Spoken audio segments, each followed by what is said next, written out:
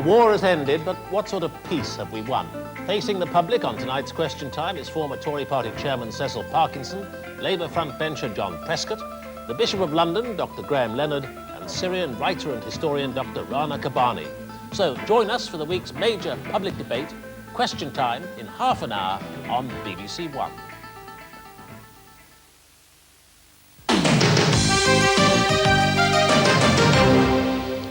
Hello, good evening. The Archbishop of York, Dr. John Habgood, has called for Thanksgiving services to be held around the country this weekend to thank God that the fighting in the Gulf is over.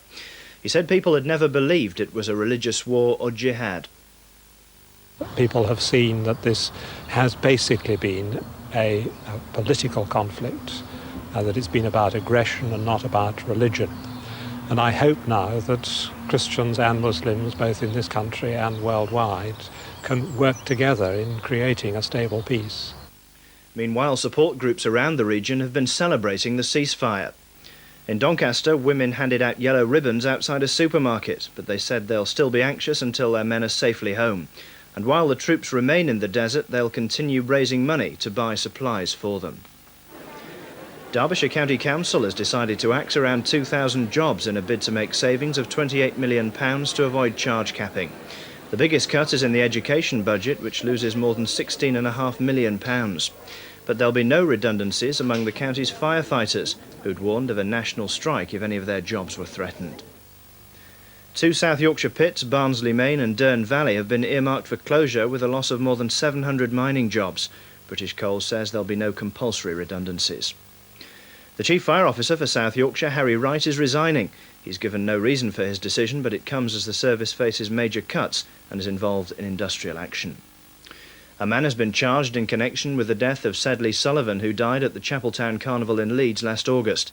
The man, who was arrested in Manchester, will appear before Leeds magistrates tomorrow. Well, that's it from us tonight, but just a reminder that your local BBC radio station will be on the air until midnight with a full roundup of regional news in a moment at 10 o'clock.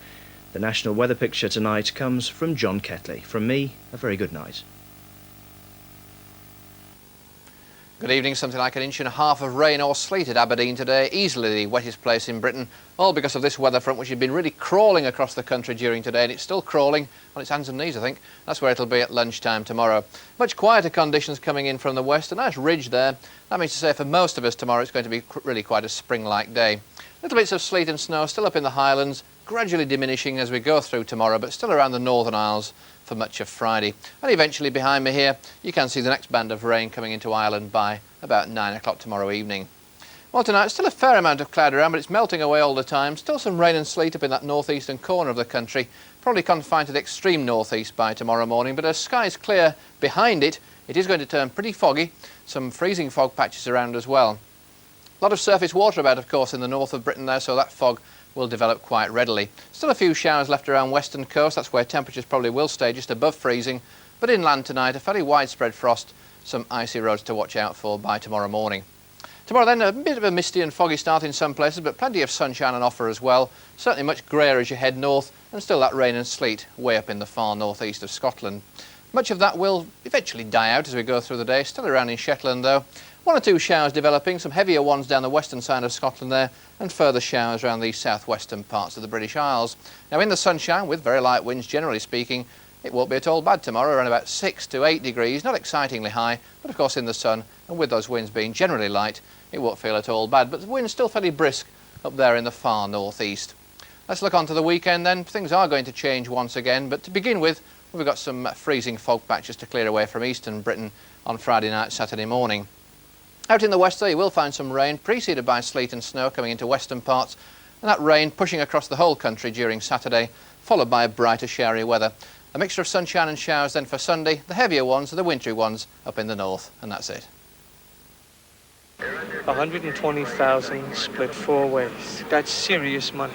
Tomorrow, the true story of one man's fight against police corruption. It's amazing. But I feel like a criminal because I don't take money. When a man like the commissioner says he'll get in touch with you, he'll get in touch with you. You know they'd kill me if they knew. Do you know that? What outside agencies have you been to, Frank? I'm an officer. I'm a police officer. You're gonna have to testify. It's very easy to get hurt, to be set up.